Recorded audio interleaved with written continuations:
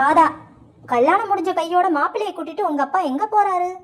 கல்யாண பெண் நான் எப்படி மனைவி கிட்ட அடங்கி போறேன்னு பாருங்கன்னு காட்டுறதுக்காக இருக்கும். தோழி 1, நான் எது செஞ்சாலும் என் மாமியார் குறை சொல்லிக்கிட்டு தான் இருப்பாங்க. தோழி 2, அப்ப குறை சொல்ல முடியாத அளவுக்கு செய்ய வேண்டியது தானே. தோழி 1, அது தெரிஞ்சா நான் ஏன் உங்ககிட்ட வந்து சொல்லிக்கிட்டு இருக்க போறேன். தோழி 1, என் புருஷன் நேத்து நான் தூங்கிட்டு இருக்கும் போது அடிச்சுட்டாரடி. தோழி 2, பாவம் விடுடி, உன் புருஷனுக்கு அவ்வளவுதான் தைரியம், நீ முடிச்சிட்டு இருக்கும் போது அடிக்க முடியாதுல்ல அதான்.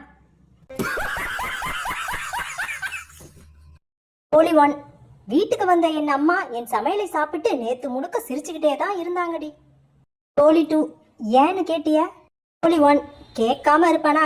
எனக்கே இந்த நிலைமைனா இந்த வீட்டுல இருக்கவங்க எவ்வளவு பாடுபடுறாங்களோ நினைச்சு சிரிச்சமான்னு சொல்றாங்க. ரகு, நான் எவ்வளவு தைரியமானவன்னு என் மனைவிக்கு மட்டும்தான் தெரியும். பாபு, எப்படி சொல்ற? ரகு, அவ எவ்வளவு அடிச்சாலும் தாங்கிக்கிற ஒரே ஆளு நான் தான்னு அவளுக்கு தெரியாதா?